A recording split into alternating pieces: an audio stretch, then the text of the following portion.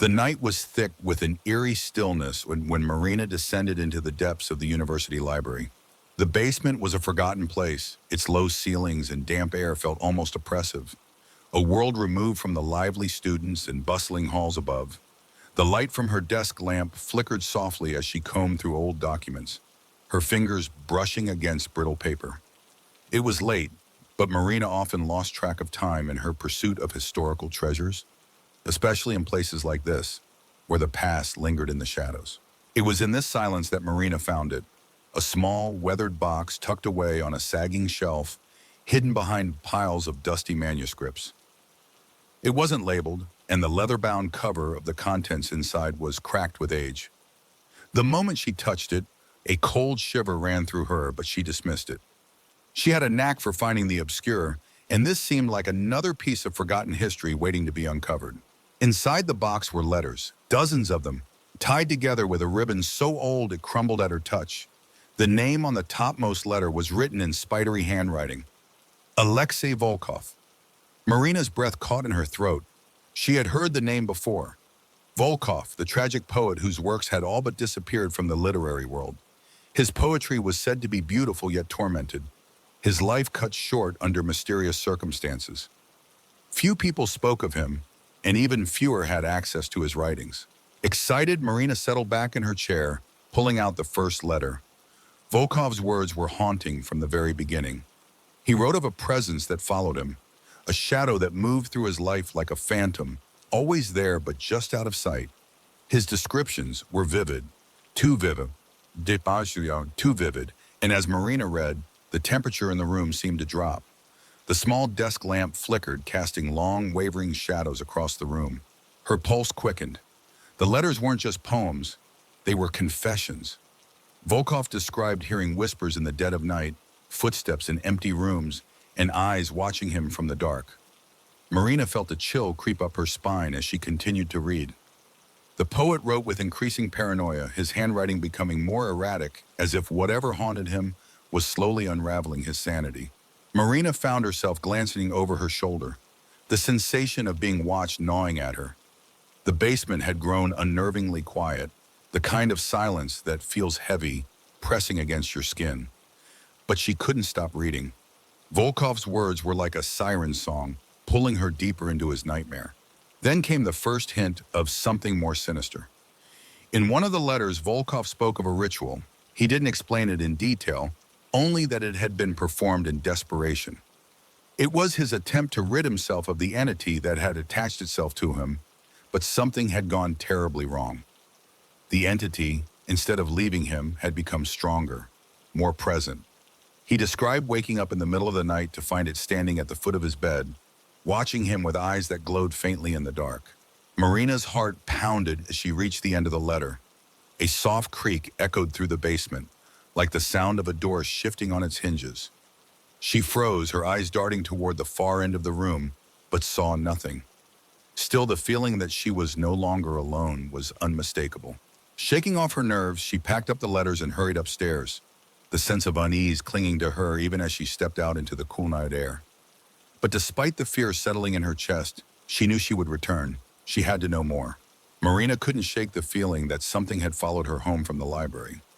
It started subtly, as if the shadows in her apartment had grown longer, darker, clinging to the corners of the room. The nights once peaceful had turned restless. Each time she closed her eyes, she was met with vivid nightmares that left her trembling in bed, drenched in sweat. In these dreams, the library's basement seemed alive, shifting and breathing like a living entity. The door at the far end of the basement, one she had never seen in real life, kept appearing. It was old and warped, with rusted metal hinges, and she could hear something behind it, pacing, waiting. A whisper would snake through the silence, her name called in a rasping voice. Too close, too real. She would wake up gasping, her pulse racing, convinced that the dream was more than just a trick of her imagination. But the fear didn't end when she woke. Every night, the strange disturbances escalated. She would find lights flickering in her apartment, no matter how often she checked the bulbs or the wiring. Objects she knew she had placed in one spot would appear somewhere else. Doors creaked open by themselves, slow and deliberate, as if inviting her to peer into the darkened rooms beyond. Marina tried to brush it off, telling herself it was just stress, that her mind was playing tricks on her after reading such dark material. But it was impossible to ignore the feeling of being watched. At the library, it was worse. The silence of the archive, once comforting, had grown oppressive. The air felt thicker down in the basement, almost suffocating, and the sense of an unseen presence pressed in on her as she worked late into the night. Several times she felt certain that someone was standing behind her, watching her read. She would turn sharply, expecting to see a shadow moving, but there was never anything there. Just the dimly lit shelves and the dust floating lazily in the beams of light from her desk lamp. Her obsession with Alexei Volkov's letters deepened, despite the growing terror gnawing at her. She found herself returning to them day after day, scouring them for clues, for explanations of what had happened to the poet. As she read further into Volkov's writings, his words became increasingly frantic, almost incoherent in places. He was no longer just describing a haunting. He was begging for help, detailing how the entity had begun invading his life, his thoughts, his very dreams. One line struck her, written in a hurried scrawl. It watches from the dark corners. It feeds on fear. It grows stronger the more you look for it, the more you see it. I cannot escape it. Neither will you. The letters were like a drug. Each one pulled her deeper into Volkov's despair, and with each revelation, the sense of dread in her own life grew. She became obsessed, unable to tear herself away from the poet's unraveling mind, even as she felt her own sanity beginning to fray at the edges. She spent longer and longer hours in the library basement, her eyes flicking nervously to the door at the far end of the room. It was always locked, but she couldn't stop thinking about it, wondering if it led to something more. And then the nightmares bled into reality. One night, after another restless evening filled with strange sounds and eerie sensations in her apartment, she woke up with a start. The air in her bedroom felt colder than it should have, her breath visible in the dim light. She sat up slowly, her heart pounding in her chest, and froze. In the corner of her room, half hidden by shadow, was a figure, a tall, thin shape with glowing eyes staring at her from the darkness. Her body locked in terror. For several heartbeats, she couldn't move, couldn't breathe. The figure remained still, silent, watching her with eyes that seemed to pulse faintly in the dark. And then, as suddenly as it had appeared, it vanished. One blink, and it was gone, leaving nothing but the suffocating quiet of her bedroom and the sound of her own ragged breathing. From that night on, Marina knew she was no longer imagining things. Something had followed her. Something was watching her, feeding on her fear. The figure began appearing more frequently, not just in her apartment, but in the library, in the reflection of windows, in the darkened corners of rooms. It never stayed long, but it was always enough to send a wave of icy terror through her. Even worse were the whispers. At first, they were faint, almost indistinguishable from the wind or the creaks of the old library building. But over time, they grew clearer, louder. They called her name, beckoning her toward the unknown. One night, while we're working late in the basement, she heard it again, a soft, raspy whisper, unmistakable now. It came from the far end of the room near the locked door. Marina's skin prickled, and her breath caught in her throat. She stood up slowly, her chair scraping the floor loudly in the silence. She took a tentative step forward, her feet heavy as if the air itself was holding her back. The whisper came again, a single word carried through the stale air. Marina. She stopped, her heart hammering in her chest, and turned around sharply. The basement was empty, but she could feel it. The presence. It was there, watching her, waiting. She couldn't see it, but she knew it was close. Terrified, she fled the library that night, but the feeling of dread stayed with her, lingering like a shadow at the edges of her vision. No matter where she went, it was there. And so were Volkov's words. It grows stronger the more you see it. Neither will you escape. Marina's life had become a waking nightmare. The presence in her home and the library had grown bolder, no longer content with lurking in the shadows. It was as though the entity had been waiting for her to reach a certain point in Volkov's letters, as if it knew that her obsession was nearing a dangerous threshold. One night, unable to bear the suffocating weight of fear alone, Marina returned to the library after hours, determined to find more. Her eyes were bloodshot, her body exhausted from weeks of broken sleep and endless terror. But something drove her, a need to uncover the truth hidden in the last of Volkov's writings. In the archive basement, the air felt heavier than ever, thick with a chill that seeped into her bones. The fluorescent lights buzzed dimly overhead, casting a sickly glow on the dusty shelves. As she sorted through the remaining letters, her fingers trembling, she found something she hadn't noticed before. A small bundle of letters addressed to Alexei Volkov from an unknown sender. These letters were different. Where Volkov's words had been maddened and frantic, the tone of these letters, some of these letters was colder, more calculated, as if written by someone who had long since made peace with the horrors they faced. The writer, who never signed a name, seemed to know about the entity that haunted Volkov. In the first letter, the writer warned Volkov that he had opened a door that should have remained sealed, and that the price of crossing that threshold was far greater than Volkov could have ever anticipated. As Marina read on, her stomach twisted with unease. The writer detailed the consequences of Volkov's pact, a ritual, one that Volkov had initiated in an attempt to invoke dark inspiration. Volkov, desperate for poetic brilliance and renown, had summoned something far older and far more dangerous than he could control. The writer described how this entity was not merely a muse, but a parasite, an ancient force that fed on the fear and obsession of its host. The next letter was darker, more ominous. The writer claimed that the ritual had been incomplete, and because of this, the entity had not been fully bound to Volkov alone. Instead, it had been tethered to the place where the ritual occurred, the library itself. This explained why the haunting had never truly left, even after Volkov's death. The entity remained, waiting, growing stronger each time someone uncovered its story. The hairs on the back of Marina's neck stood on end as she read the final letter. It warned that anyone who delved too deeply into Volkov's life, anyone who sought to understand the truth behind the letters, would inherit the curse. The entity needed a new host, and by reading the letters, by becoming consumed with Volkov's obsession, Marina had inadvertently marked herself as the next victim. The cold, creeping realization hit her like a punch to the chest. The entity had been watching her all along, waiting for the moment she crossed the line from curiosity into obsession. And now it was no longer waiting, it was hunting her. Just as this thought settled into her mind, a low groan echoed through the basement. Marina's head snapped up, her heart hammering in her chest. The sound had come from the far end of the room, from the locked door. Her blood ran cold as she remembered the door from her dreams, the one she had seen over and over, the one she knew contained something monstrous. For a moment, she stood frozen, torn between the urge to flee and the morbid pull of curiosity.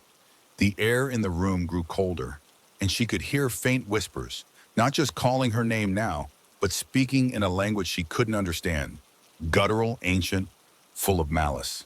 The door rattled as if something on the other side was testing its strength, pressing against the wood, waiting for her to open it. Marina's knees went weak, but she forced herself to move.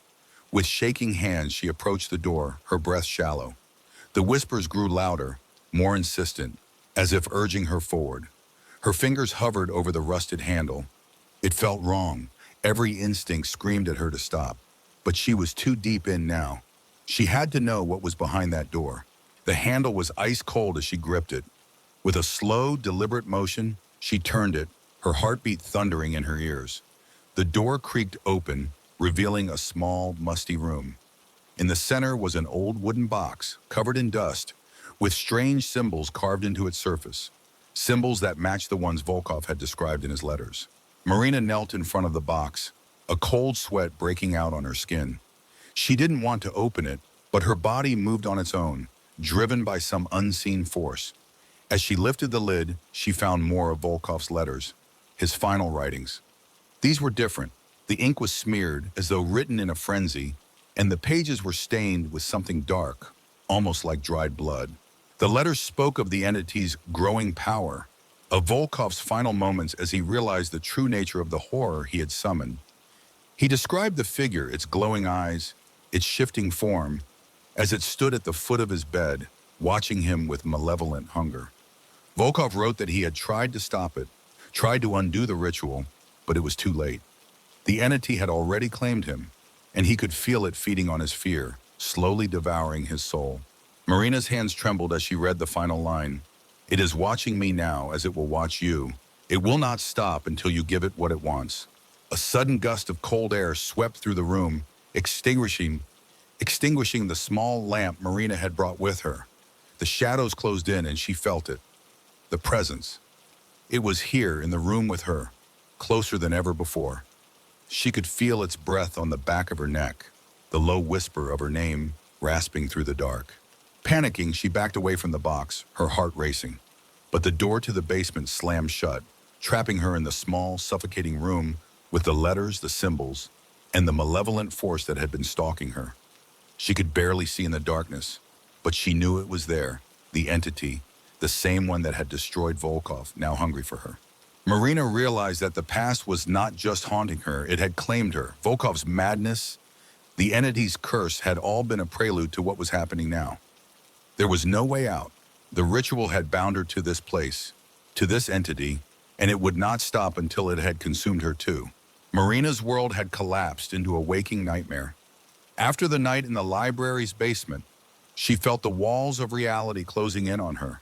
She couldn't escape the entity, nor could she escape the growing terror that gnawed at her mind, eroding her sense of self. The boundaries between day and night blurred. Sleep offered no relief, and waking hours were filled with a deepening sense of dread. She stopped going to the library. It didn't matter. The entity had followed her beyond its confines, attaching itself to her wherever she went. Her apartment became a maze of fear. Dark corners stretched impossibly deep, and every shadow seemed to pulse with malevolence. The feeling of being watched was no longer a subtle presence in the background. It was constant, palpable, like icy fingers brushing against her skin at all hours. The entity no longer hid itself in the darkness. It began to manifest more clearly, appearing in fleeting glimpses, always at the edge of her vision. Marina would catch sight of it in reflections, its tall, thin figure with eyes that glowed faintly in the dark. Sometimes she would see it standing just behind her in the mirror, unmoving, watching as she desperately tried to ignore it.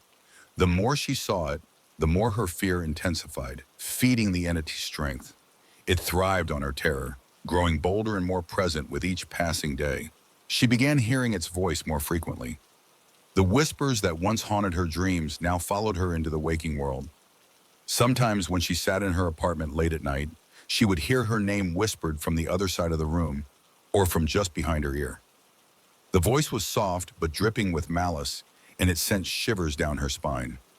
Worse still were the moments when the voice seemed to come from inside her own mind, as though the entity was not just haunting her, it was becoming part of her. Desperation began to take hold. Marina knew she was losing her grip on reality. Her reflection in the mirror looked gaunt and hollow, dark circles under her eyes from weeks of sleeplessness. Her hands shook constantly, and she found herself muttering to herself in a low, frantic tone. The once clear line between herself and Volkov began to blur. His words, written in frenzied desperation, echoed in her mind, and she felt as though his fate was inevitably becoming her own. She tried to find answers, poring over Volkov's final letters for any hint of how she could escape. But the more she read, the more hopeless her situation became. Volkov had tried everything, rituals, prayers, even consulting occult practitioners in a futile attempt to rid himself of the entity. Nothing had worked. In his final letter, he wrote of a growing realization that the entity wasn't something he could banish. It wasn't simply a spirit haunting him. It was something far older, far darker. Something that fed on human fear and obsession, using those emotions to gain strength until it could fully consume its host. Marina's isolation deepened. She cut off contact with friends and colleagues, afraid that if she let anyone close, the entity would spread to them as well. She feared that anyone who came near her might see the same glowing eyes, the same flickers of movement in the shadows. The entity wanted to isolate her, to break her down completely, and it was succeeding. It wasn't just her mind that was deteriorating. Physical signs of the entity's presence began to manifest. Dark bruises appeared on her skin, as though invisible hands had gripped her tightly in the night. Objects in her apartment moved on their own, sometimes violently. Books would fly off shelves. Furniture would creak and shift as if something unseen was pushing it. The more frightened she became, the more aggressive the entity's manifestations grew. The final straw came when Marina began losing time. Whole hours would disappear from her day, and she would find herself in strange places with no memory of how she had gotten there. One night, she woke to find herself standing in front of her bathroom mirror, staring at her reflection with blank, empty eyes. Her hands were covered in ink, the same ink that stained Volkov's letters.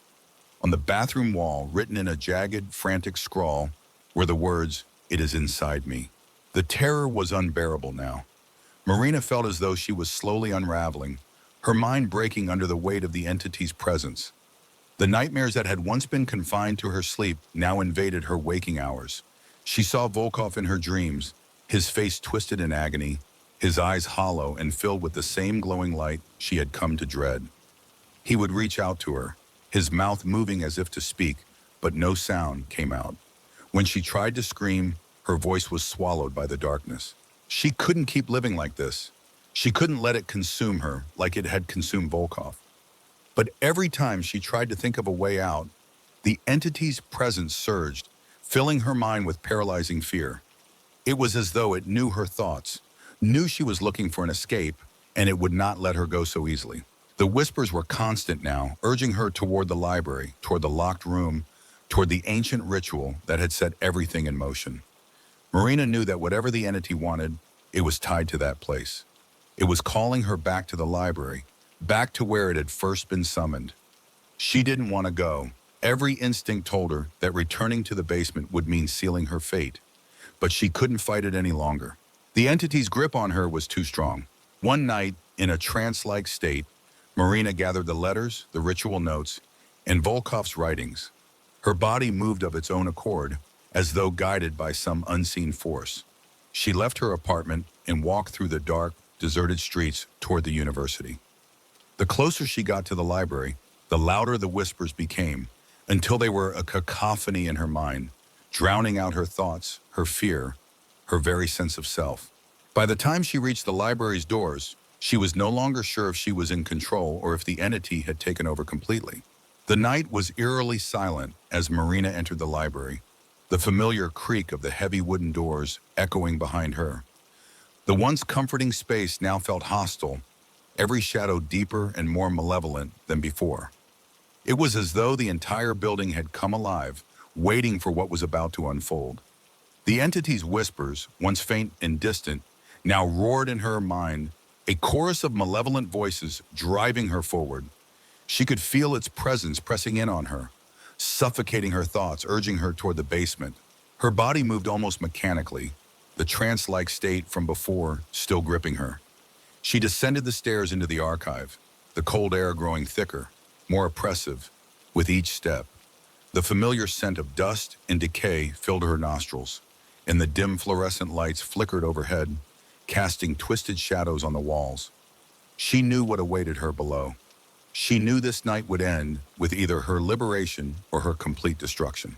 As she reached the bottom of the stairs, she saw it, the door at the far end of the basement, the same door from her nightmares. It stood slightly ajar now, no longer locked as it had been before, as if the entity had been waiting for her, preparing for this moment all along. A chill ran down her spine, but she couldn't stop herself from walking toward it, drawn by a force too powerful to resist. Her hands trembled as she pushed the door open, revealing the room she had glimpsed before. The small, musty chamber with the wooden box at its center. But this time, something had changed. The room was darker, the shadows more tangible, almost as if they were alive. And in the center of the room, just beyond the box, the entity stood waiting for her. Its form was clearer now, no longer a mere flicker at the edge of her vision. The figure was tall and impossibly thin, its skin pale and stretched tight over its bones. Its eyes glowed with an unnatural light, piercing through the darkness like two burning coals. The figure was cloaked in shadows, its features shifting and warping as it stared at her with a hunger that chilled her to the bone. Its mouth, a twisted slash of darkness, curved into something resembling a smile, though there was no warmth in it, only malice. For a long moment, neither of them moved. Marina could feel her heart pounding in her chest, her breath coming in ragged gasps. The whispers, once a constant presence in her mind, had gone silent, leaving her alone with the entity. It was as though time had frozen, the air around her thick with tension, the room itself waiting for what was about to happen. She knew that this was the moment. This was where Volkov had failed. Regionium Ishamahan failed, where he had lost his soul to the entity. But she wasn't Volkov, and somehow she knew that the entity wanted more from her. It wasn't just seeking to consume her fear, it wanted her to finish what Volkov had started. The box in the center of the room seemed to call to her, its ancient carvings glowing faintly in the darkness. Marina hesitated for a moment, her mind racing. She knew that whatever was inside the box held the key to ending this nightmare, but it could also be the final step in her undoing. Volkov's final letters had hinted at a ritual, something incomplete, something that had left the entity bound to this place, waiting for another to finish what he had begun. She stepped forward, her heart hammering in her chest, and knelt beside the box. The entity remained still, watching her with those glowing eyes, its presence oppressive and terrifying. Marina's hands shook as she opened the box, revealing a bundle of old, yellowed papers, the final steps of the ritual that Volkov had never completed. Her eyes scanned the papers, her mind barely able to process the ancient symbols and cryptic instructions. The ritual was meant to bind the entity, to control it, but it required a price, one that Volkov had not been willing to pay. As Marina read the final lines of the ritual, her blood ran cold. It demanded a soul, a willing sacrifice, in exchange for binding the entity forever. Volkov, in his fear, had refused, and in doing so had unleashed the entity to haunt the library and its inhabitants ever since. She realized now that the entity had been waiting for someone like her, someone consumed by the same obsession that had driven Volkov. It had lured her here, fed on her fear, and now it demanded that she complete the ritual, to offer herself as the final sacrifice. Only then would the haunting end, only then would it be satisfied. Tears welled in her eyes as the weight of the choice settled on her. She could finish the ritual, give herself to the entity, and end the terror once and for all, or she could refuse and the entity would continue to torment her and others for eternity. The whispers returned, soft at first, growing louder as the entity moved closer. She could feel its cold breath on the back of her neck, its hunger palpable in the air. "It's inside me," she had written in her bathroom. The entity had already begun to merge with her, drawing strength from her terror. If she didn't complete the ritual, it would eventually consume her anyway. But if she finished it, she could at least control the outcome. She could choose to end it on her own terms. With trembling hands, Marina stood, holding the ritual papers. The entity loomed over her, its presence overwhelming, its glowing eyes locked onto hers. She closed her eyes, her heart pounding in her chest, and began to speak the incantation written in Volkov's hand. The words felt foreign on her tongue, ancient and powerful. But the more she spoke, the more the air in the room seemed to shift. The shadows writhed, the walls groaned, and the entity let out a low, guttural growl. As she recited the final line, the room exploded with cold wind, the lights flickering violently. The entity lunged toward her, its mouth open in a silent scream, but it was too late. Marina completed the ritual, speaking the final words of the incantation with a strength she didn't know she had.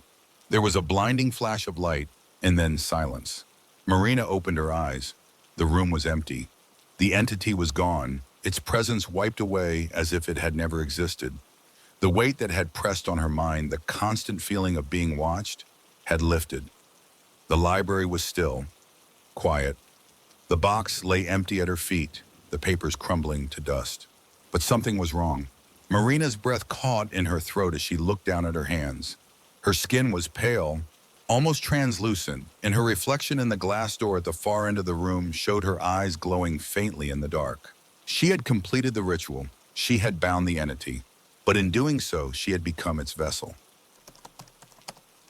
Jonathan had always been drawn to things that others found mundane. Old books, faded newspapers, and especially vintage photographs held a unique allure for him.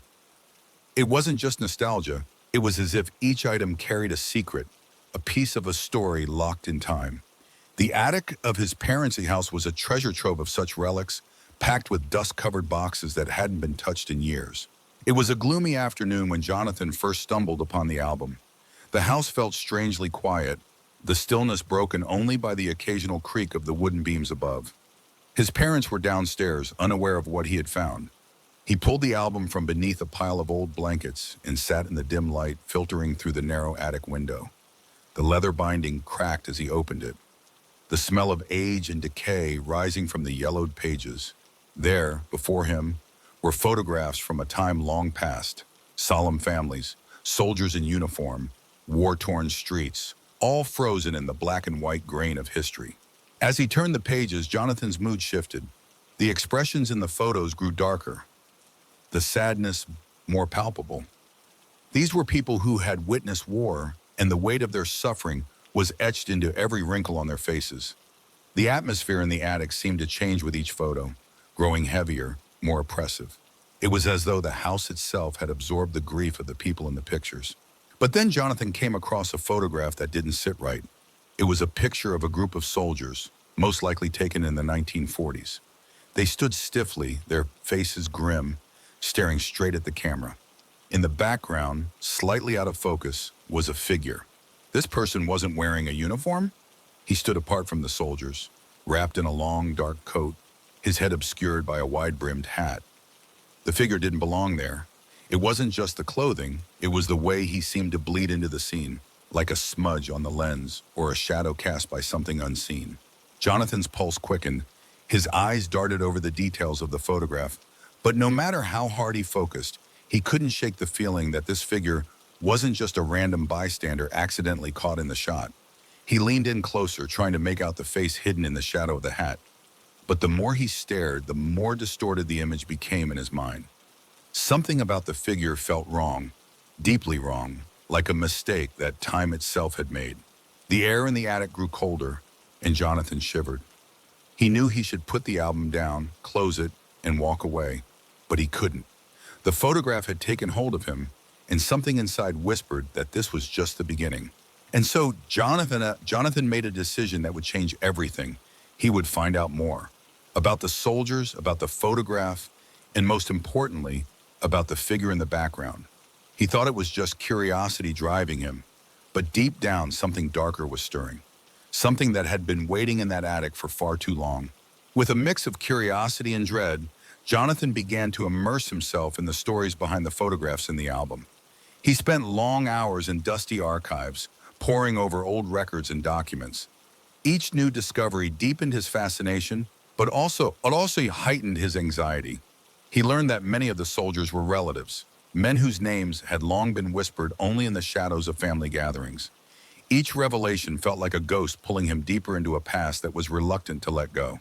The more he learned, the more he felt an unseen presence around him. It began as mere discomfort, a feeling of being watched, but soon morphed into something more tangible. At first, it was easy to dismiss the strange occurrences, a chill that swept through the room, the flickering of lights as if responding to an unseen force, the echoes of footsteps in the halls when he was sure he was alone. He told himself it was just the old house settling, the sounds of age creeping in, but a nagging fear began to burrow into his mind. One night, as he sifted through old letters from the war, the air in the room grew colder, and a heavy stillness enveloped him. Jonathan shivered as he felt a draft, despite the absence of any open windows. He glanced over his shoulder, half expecting to see a family member or a friend, but the room was empty. The unsettling sensation lingered, making his skin prickle. As the days passed, the phenomena escalated. One evening, while he was reviewing the photographs again, he noticed something odd. In one of the family pictures, taken during a reunion in the backyard, there was the figure again. The same dark coat, the wide-brimmed hat. This time, it was standing among the trees, blending into the shadows, as if watching the family gather. Jonathan's heart raced. How could this be? He had no recollection of seeing the figure during the reunion. He felt a rising panic, the implications twisting like a knife in his gut. Determined to uncover the truth, he decided to reach out to his parents. Over dinner, he cautiously broached the subject, showing them the photos he had found. To his surprise, their reactions were swift and visceral. His father's face went pale, and his mother's expression shifted to one of deep concern, as if they were trapped in a nightmare from which they couldn't awaken. They exchanged glances that spoke volumes. Something was wrong. Those pictures are from a different time, Jonathan. It's best to leave the past buried, his father warned, his voice trembling slightly. Confused and frustrated, Jonathan pressed for answers, but the more he probed, the more defensive they became. The conversation quickly devolved into arguments, with his father adamantly insisting they should forget about the past. Afterward, as he retreated to his room, Jonathan felt the weight of unspoken secrets pressing down on him like a shroud. That night, sleep eluded him, replaced by dreams that felt more like nightmares. In one dream, he found himself standing in a foggy battlefield, surrounded by shadows of soldiers whispering in an ancient language. The figure from the photographs loomed at the edges of his vision, its presence heavy and suffocating. Every time he turned to face it, it would dissolve into the mist, only to reappear closer, watching him with hollow, soulless eyes. As he awoke, drenched in sweat, Jonathan felt a sense of dread hanging in the air, thick and palpable. He glanced at his bedside clock. The hour hand stuck at 3:00 a.m., the witching hour when the veil between worlds was thinnest. And then he heard it, a soft whisper calling his name from somewhere deep within the house, as if beckoning him to come and discover the truth. With a mix of fear and determination, Jonathan decided he couldn't ignore it any longer. He had to confront whatever was haunting him and unravel the mystery behind the figure in the photographs. However, he was unaware that with each revelation, he was drawing closer to a darkness that had been waiting for him all along. A darkness that would soon break free from its shackles, hungry for the soul of the next victim in his family's cursed legacy. Jonathan's resolve to uncover the truth about the figure only intensified after the unnerving whispers and relentless dreams. He buried himself in research, combing through family histories, war records, and anything that might provide a clue about the dark figure haunting his family. With each new detail, he felt himself teetering on the edge of sanity, the boundary between reality and the supernatural blurring. As the days turned into weeks, the atmosphere in his home thickened with unease. The strange occurrences, which he initially dismissed, escalated alarmingly. Objects began to move on their own, appearing in places where he had left them behind. At first, it was small things, a book disappearing from the table only to reappear on the floor, his father's old war medals arranged in an unfamiliar pattern on the mantel. But soon the disturbances grew more pronounced. One evening, as he sat in his room, lost in thought, the temperature plummeted suddenly, causing Jonathan to shiver despite the thick sweater he wore. The flickering candle on his desk cast shadows that danced around the room, but the shadows felt wrong, as if they were alive. He dismissed the feeling as a mere imagination until he heard a loud crash from the attic, a sound so sharp and sudden that it made him jump to his feet. When he rushed upstairs to investigate, he found nothing amiss except for a heavy blanket that had fallen from a box. As he bent to pick it up, a cold gust of air swept through the attic, chilling him to the bone. He turned, feeling a prickling sensation at the back of his neck, as if someone was watching him. But the space was empty, save for the lingering scent of something acrid and burnt. That night, the nightmares returned with a vengeance. This time, Jonathan dreamt of standing in a long abandoned battlefield, fog swirling around him, thick and oppressive. The whispers of the soldiers echoed, growing louder and more frantic, drowning out his thoughts. Just as he turned to flee, the figure emerged from the mist, towering above him. Its face remained obscured by the brim of its hat, but Jonathan could feel its eyes boring into his soul. Panic surged through him as he tried to scream, but no sound escaped his lips. Awakening with the start, he felt a strange heaviness in his chest, as if something were sitting upon him. The room was eerily silent, yet the oppressive feeling lingered. As he glanced around, he noticed something in the mirror on his dresser. There it was, the figure standing behind him, a twisted reflection. It seemed to flicker in and out of existence, a shadow caught between worlds. Jonathan's heart raced, and in an instinctual reaction, he lunged at the mirror, but the figure disappeared just as he reached for it. Days turned into a blur of fear and confusion. Jonathan could no longer tell if he was awake or trapped in a dream. He would hear faint whispers throughout the house, calling to him, beckoning him to join them. Shadows flitted past his vision, and at times he swore he saw the figure lurking just beyond his line of sight. It was always there, just out of reach, taunting him with its presence. One evening, while sifting through more family photographs, he came across a picture of a family gathering in the backyard, his backyard. The image was recent, and in the background stood the figure again, peering from behind a tree, its posture rigid and watchful. The realization crashed over him like a wave of ice. The figure had been watching him all along, a dark sentinel of his family's history. Fueled by fear, Jonathan felt a compulsion to confront the figure. He needed to understand what it wanted.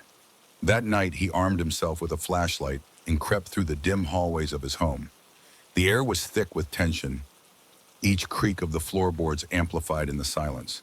As he reached the attic door, he hesitated, a primal instinct warning him that what lay beyond could be dangerous. Summoning his courage, he pushed the door open. The beam of his flashlight cut through the darkness, illuminating the attic's cluttered corners. The shadows seemed to pulse with life, and for a moment, Jonathan thought he saw the figure materialize at the far end, its coat billowing as if caught in an unseen wind. "Who are you?" Jonathan called out, his voice trembling. The air grew heavy, thick with anticipation. Silence enveloped him, and for a moment he believed he was alone. But then the whispering began again, so faint at first, like the rustle of leaves, but gradually intensifying, filling the attic with frantic voices. He couldn't make out the words, but the tone was desperate, pleading. Jonathan's heart raced, and a chill ran down his spine as the shadows coalesced around him. In that moment, he realized the haunting wasn't just a figment of his imagination. The figure was not merely a ghost trapped in photographs. It was part of a curse that had woven itself into the very fabric of his family. The spirits of the past were rising, demanding to be acknowledged, and Jonathan had unwittingly opened the door to their world. The whispers crescendoed, and just as Jonathan felt himself on the brink of understanding, everything went dark. He staggered backward, the flashlight flickering out, leaving him enveloped in shadow. As he fumbled for the door, he felt a cold hand clasp around his wrist, and for the first time, he was truly terrified, truly trapped in a darkness that felt all too familiar, yet infinitely more sinister. Jonathan stumbled back from the cold grip, gasping for breath as panic clawed at his throat. The shadows seemed to pulse and writhe around him, and he could hear the frantic whispers of the soldiers echoing in the dark, urging him to uncover the truth. Somehow, amidst the swirling darkness, he found the strength to push open the attic door and escape into the hallway, the oppressive weight of the attic's secrets clinging to him like a shroud. In the days that followed, Jonathan was a man possessed. The confrontation in the attic had shattered any illusion of normalcy.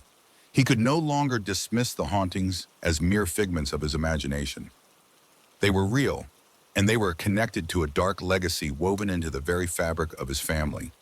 He needed answers, and he knew they lay buried somewhere in the past.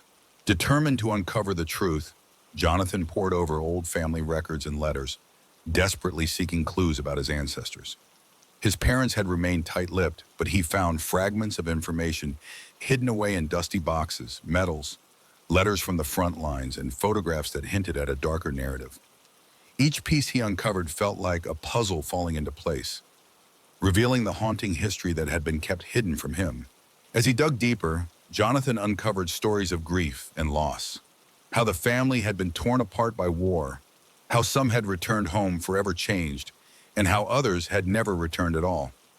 Each story resonated with him, but one stood out above the rest: a distant ancestor who had made a pact during the war, desperate to protect his family from the horrors that surrounded them.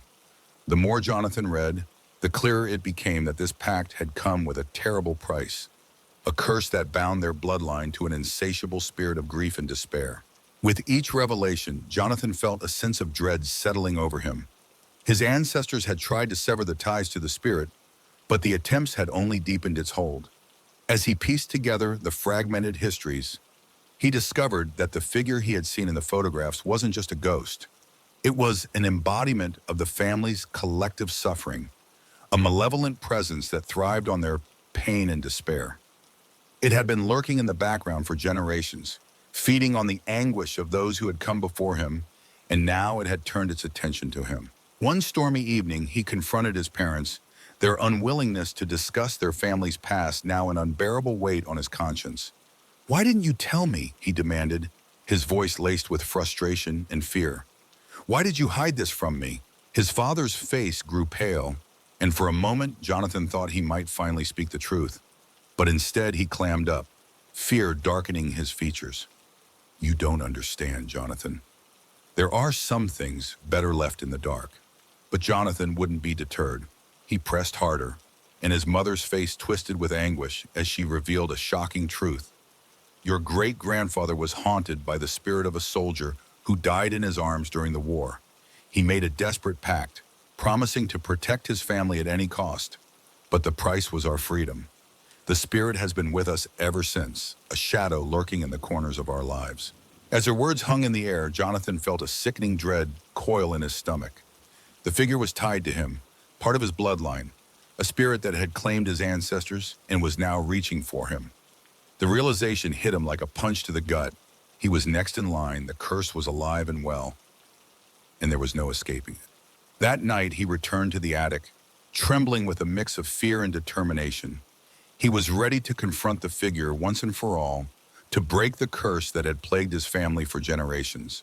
He gathered the old photographs, the letters, and the medals, hoping they could serve as a connection to his ancestors, a way to sever the bond that had tethered them to the spirit.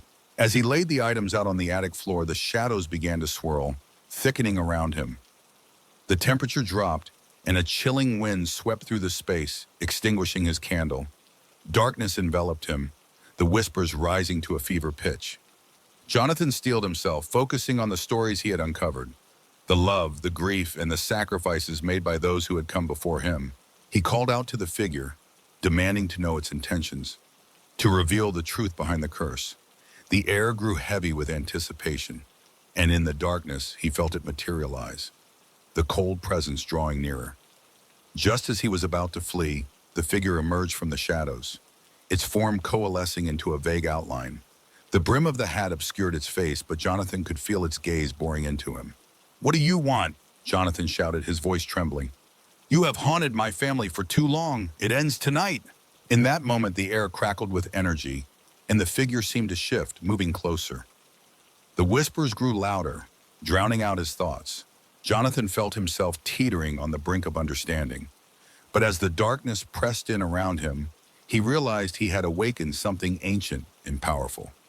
A force that had been waiting for him, just as it had waited for all the others before him.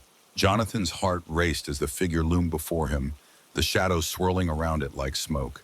He felt a pull, a magnetic force drawing him closer, as if the spirit was beckoning him to join it in the darkness.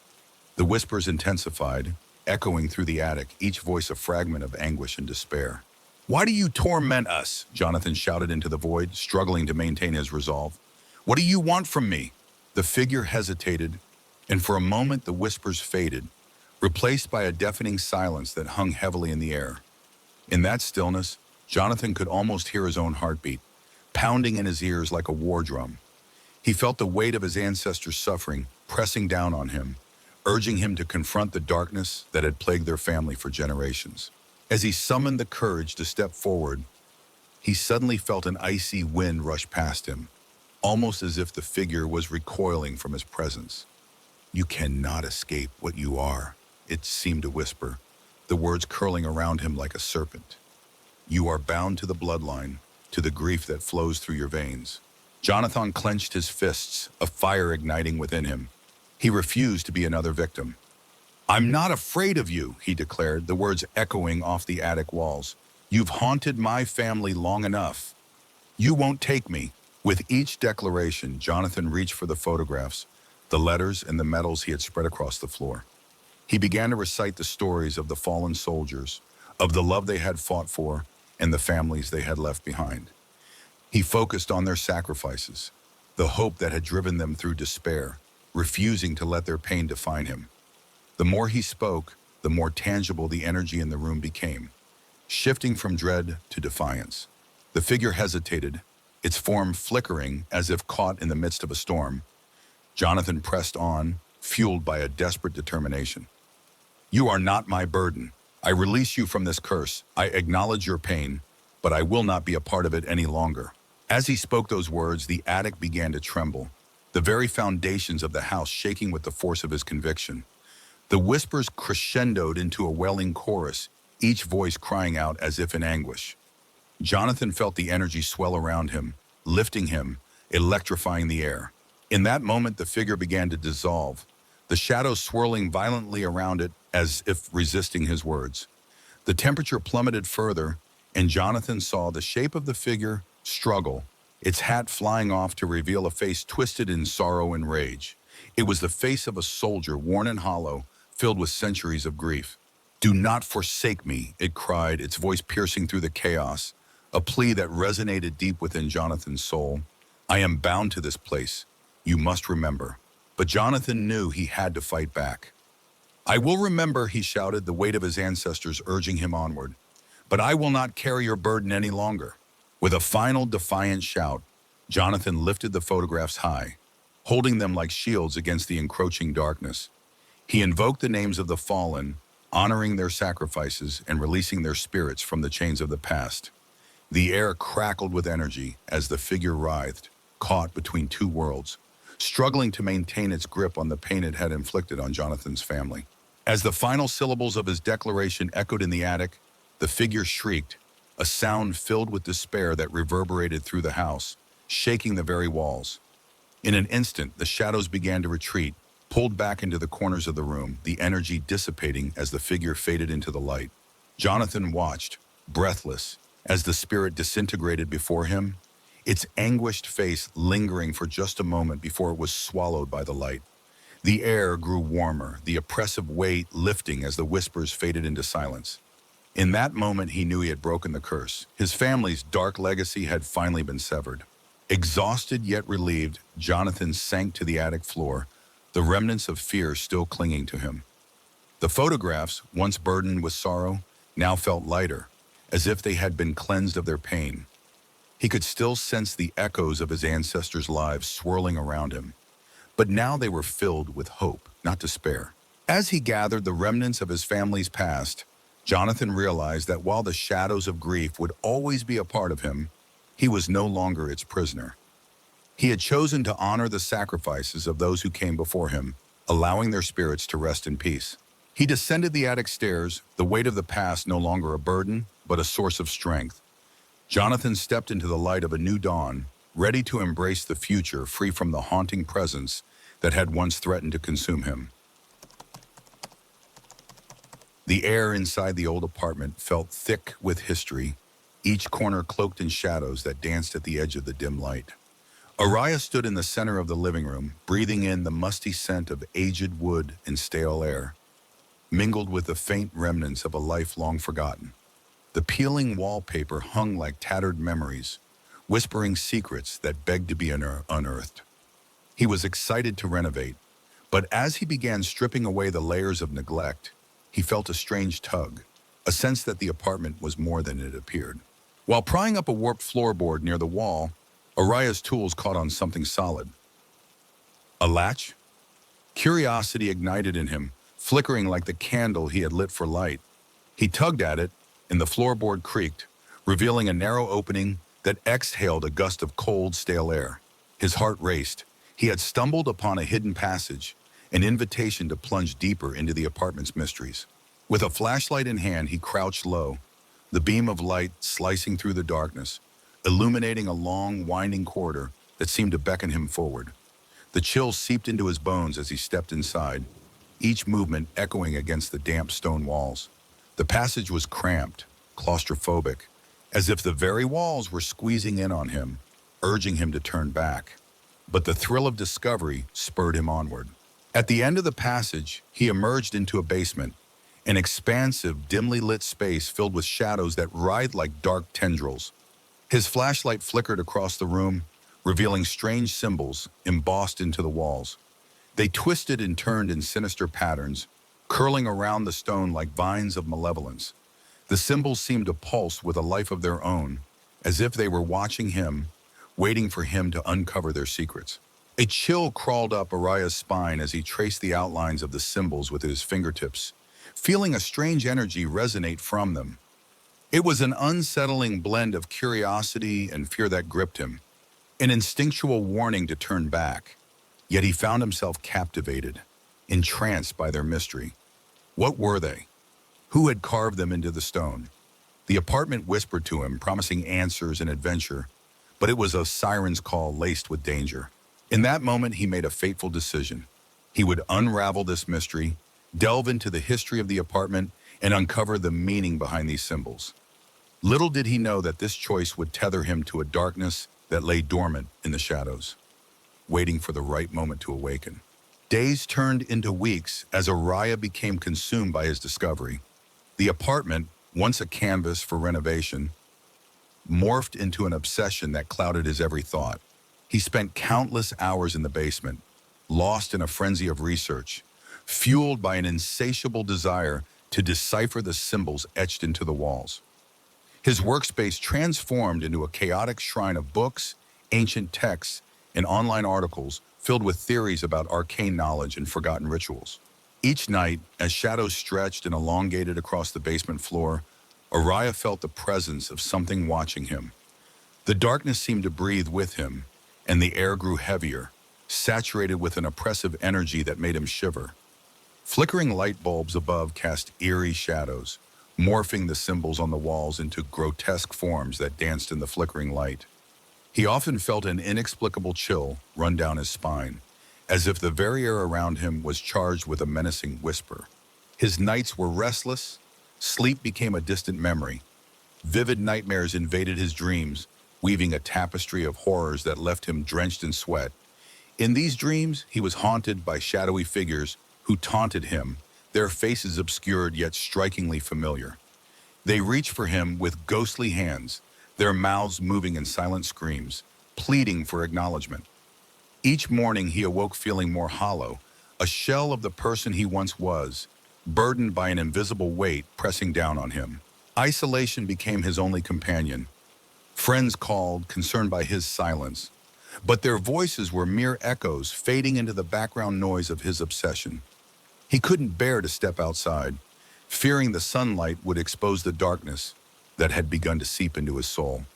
The symbols on the walls whispered to him in a language only he could understand, a promise of knowledge tinged with danger. The allure of the unknown pulled him deeper, and he felt an intoxicating thrill each time he made a new connection, each time he deciphered a portion of the dark puzzle. As the nights dragged on, Araya began to notice strange occurrences in the apartment. Objects would shift when he wasn't looking. The shadows in the corners grew thicker, almost sentient. Flickering lights no longer seemed like electrical faults, but felt like warnings, a desperate plea from the apartment to leave the past buried. Yet he pressed on, blind to the danger that loomed just beyond the threshold of his awareness. His obsession reached a fever pitch one evening as a storm raged outside, the wind howling like a pack of wolves. The basement pulsed with energy, and the symbols appeared to glow faintly, beckoning him closer. A sudden crash of thunder reverberated through the walls, and in that moment, Araya felt a jolt, a connection to something primal and ancient. He sat cross-legged on the cold, damp floor, surrounded by the darkness that wrapped around him like a shroud. Closing his eyes, he focused on the symbols, trying to unlock the door to their secrets. As he lost himself in concentration, he felt a presence stir beside him, a cold breath against his cheek.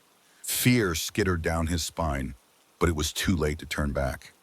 The shadows shifted and danced, and he could sense that they were alive, pulsating with a dark energy that filled the air with static.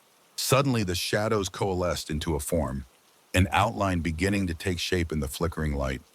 It was a figure, dark and amorphous, with no discernible features, but exuding an overwhelming sense of familiarity and dread. In that moment, Araya's heart raced, caught between fascination and terror, as the figure began to whisper the names of his past, echoing through the basement with a chilling familiarity. The descent into obsession had awakened something deep within the apartment, a darkness that had long been buried. Now it was rising, ready to confront him with the very fears and regrets he had tried so hard to forget. The storm outside raged on, the wind howling like a banshee as the shadows in the basement grew bolder, inching closer to Araya, wrapping around him like an icy embrace. The dark figure loomed before him, its formless silhouette pulsating with an energy that resonated deep within his core. As its whispers filled the air, Araya's heart pounded violently against his chest. He recognized the names it spoke, echoes of his past, each one a dagger buried deep in his conscience. "Why did you leave?" the shadow hissed, its voice a chilling rasp that sent tremors through the very foundation of the apartment. The air thickened, constricting around him as the figure twisted and morphed, shaping itself into the faces of those he had wronged. His estranged sister, her eyes brimming with sorrow and anger, a childhood friend, hurt and abandoned, the partner he had walked away from without explanation. Each visage was a mirror reflecting his failures, and with each name spoken, the weight of guilt crashed down upon him like a tidal wave. "No!" Araya gasped, stepping back as the shadows swirled around him, blurring the lines between reality and nightmare. "This can't be happening." The basement felt alive, the walls vibrating with an oppressive energy as the shadows surged forward, enveloping him in darkness. He stumbled, desperate to escape, but the figures pressed in closer, their faces contorted in pain and betrayal. The once familiar symbols on the walls twisted grotesquely, morphing into jagged, mocking shapes, as if they were relishing in his suffering. Araya felt as if the very ground beneath him was pulling him into the depths of despair, and he was powerless to resist. "Face us," the shadow urged, its voice a sinister chorus of the faces he had wronged. "You cannot escape your past." With every word, the figures reached out, their ghostly hands stretching toward him. Araya felt their icy fingers brush against his skin, sending shockwaves of fear coursing through him. Memories flooded his mind, drowning him in a sea of regret. His sister's cries, the look of betrayal on his friend's face, the silence left in the wake of his abandonment. The very essence of his past mistakes wrapped around him, tightening like a noose. "Please, I'm sorry," he cried out, tears streaming down his face as the darkness swirled around him, pulling him deeper into its grasp. "I didn't mean to hurt you." But the shadow only laughed, a sound that reverberated through the basement, chilling him to the bone. "Sorry won't erase what you've done, Araya. You must confront us. You must confront yourself." As the words echoed in the cavernous space, Araya realized that this was more than a haunting. It was a reckoning. The shadow had come to force him to face the consequences of his actions, to relive the pain he had inflicted upon others. Each moment of denial, each attempt to bury his past had only fed this dark entity, giving it strength. Summoning every ounce of courage, Araya stood tall amid the swirling shadows, his heart racing but his resolve hardening. "I won't run anymore," he declared, his voice shaking but resolute. "I'll face my mistakes." The shadows paused, the figures momentarily retreating, their expressions shifting from anger to something resembling curiosity. The energy in the room felt electric, crackling with tension as Araya steeled himself for what lay ahead. He understood now that he had to confront not just the figures of his past, but the shadow that had taken root within him. With trembling hands, he reached out toward the shadow, feeling the coldness radiate from it. "I acknowledge my mistakes. I know I hurt you," he whispered, feeling the weight of his words. "I want to make things right." The figures flickered, their faces momentarily softening as if the weight of their pain was being acknowledged for the first time. Yet the shadow still loomed, its presence palpable and dark. It pulled him closer, the air growing heavy with despair. Araya's heart raced as he realized that this confrontation was only the beginning. The true test lay ahead. As the basement descended into an inky blackness, a flicker of hope ignited within him. He had taken the first step toward redemption, but to truly free himself from the clutches of the shadow, he would need to confront his past head-on. The haunting had begun, but so too had his journey of self-discovery, a treacherous path fraught with fear, regret, and the lingering shadows of his choices. The air in the basement hung heavy with anticipation, an oppressive weight that pressed down on Araya as he faced the shadow before him. Each breath felt like a struggle, every heartbeat resonating with the pulse of his past. The figures that once embodied his guilt now stood at a distance, their expressions shifting between sorrow and anger, silently urging him to confront what he had long avoided. "Do you think you can simply apologize and erase what you've done?" the shadow hissed, its voice echoing like a chant in the darkness. The mocking tone cut through him, sending a wave of shame washing over his already fragile resolve. You must understand the pain you've caused. You must face the truth. Arya swallowed hard, his mind racing as he fought to regain his footing. I know I messed up. I know I hurt you, he shouted into the void, feeling desperation claw at his throat. But I want to make it right. I can't change the past, but I can try to mend the wounds I've caused. As the shadows twisted around him, the figures shifted closer, their features sharper and more defined. His sister's face emerged, her eyes glistening with unspoken sorrow, while his friend's expression mirrored disbelief.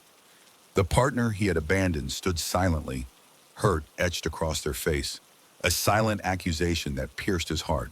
I thought you were better than this, Araya. His sister's voice trembled, breaking the stillness. You left us when we needed you the most. You turned your back on us. The accusation cut deep, and Araya felt the tears sting his eyes. I was scared, he admitted, his voice trembling. I didn't know how to deal with my feelings. I thought leaving would protect you from my darkness, but I see now that it only hurt you more. I was selfish. The figures paused, their expressions softening slightly, but the shadow remained steadfast, a dark sentinel looming in the corner of the basement. Selfishness is not the only sin you have committed, it taunted, morphing into a collage of every regret he had ever harbored. What about the promises you broke, the dreams you shattered? Arya clenched his fists, fighting against the weight of his own despair. I know, he whispered, his voice barely audible above the storm outside. I failed you all, but I can't keep living with this guilt. I need to face my mistakes, to make amends.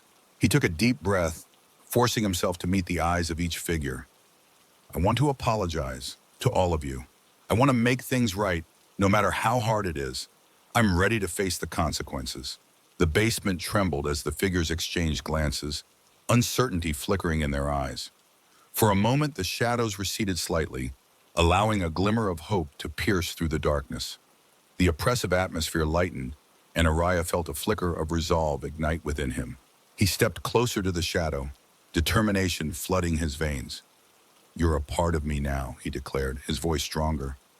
I acknowledge my past, and I will not hide from it any longer. I will confront my regrets, not just for your sake, but for my own. The shadow hesitated, the dark form flickering as if uncertain. In that moment, Araya sensed a shift, an opportunity for redemption. You are not my enemy, he continued, his voice steady.